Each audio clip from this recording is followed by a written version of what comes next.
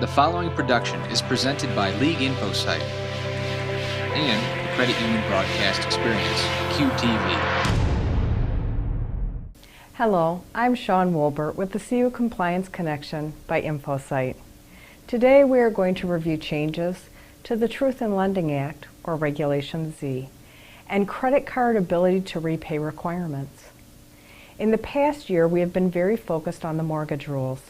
As June approaches, credit unions are preparing final implementation of the new escrow requirements, mortgage credit life and disability payment requirements, and the prohibition on mandatory arbitration agreements. The initial amendment to the TILA created new statement requirements, limitations on fees, and stricter rules for members under 21 years of age, among other changes.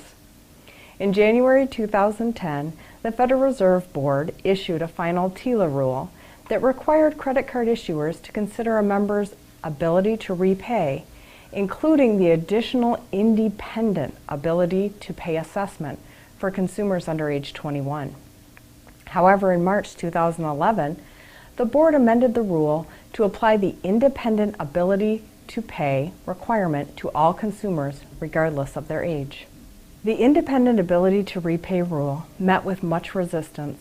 For example, stay-at-home moms and dads who did not have their own source of income were upset that their ability to obtain credit through credit card loans had been stopped.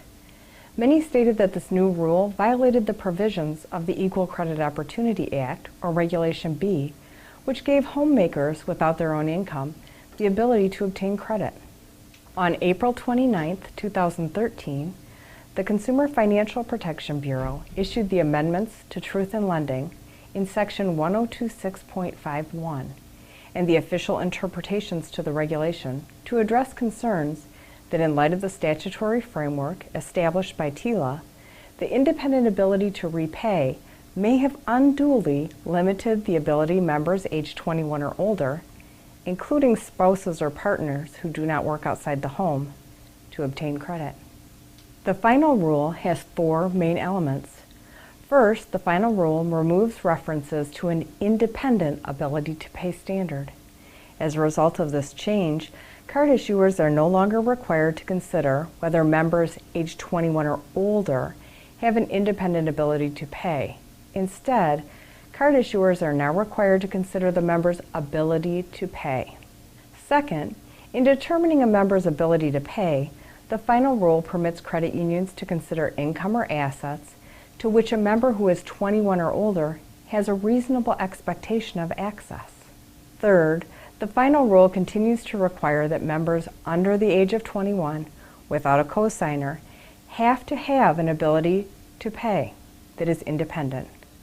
And lastly, the final rule clarifies that application of the independent ability to pay standards to consumers under 21 does not violate Regulation B and the prohibition against age-based discrimination.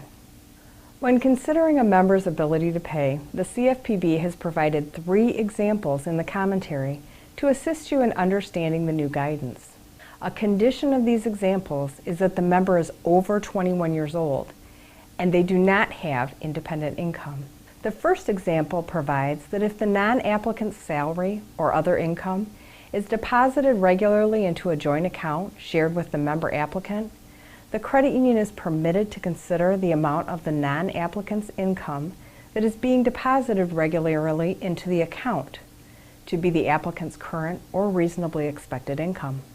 If the non-applicant's salary or other income is deposited into an account that the member applicant does not have access to, however, the non-applicant regularly transfers a portion of that income into the applicant's individual deposit account, a credit union is permitted to consider the amount of the non-applicant's transferred income that is regularly deposited into the member applicant's account to be the member's reasonably expected income. The last example the CFPB has provided is a bit harder to perform verification on, but it is an approved example of income. If the member applicant does not have access to the non-applicant's salary or other income, and it is not deposited into a joint account, however, the non-applicant regularly uses a portion of their income to pay for the member applicant's expenses, a credit union is permitted to consider the amount of the non-applicant's income that is used regularly to pay for the applicant's expenses to be the applicant's current or reasonably expected income, because the member applicant has a reasonable expectation of access to that income. The independent ability to repay requirements from the CFPB that amend Regulation Z will be effective as soon as they are published in the Federal Register. This change will not have a huge impact on your credit union. The adjustments that will need to be made only impact credit card underwriting for that particular loan account and will turn back the hands of time on the section of Regulation Z that used to allow the consideration for a member's ability to repay. We've come to the conclusion of another CU Compliance Connection, reviewing CFPB compliance requirement changes.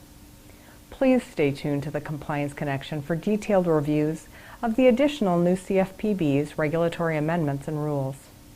Thank you for joining me. I'm Shawn Wolbert with the CU Compliance Connection by InfoSight, only on Cube TV. Thanks for watching the #1 compliance program for the credit union community. Stay tuned.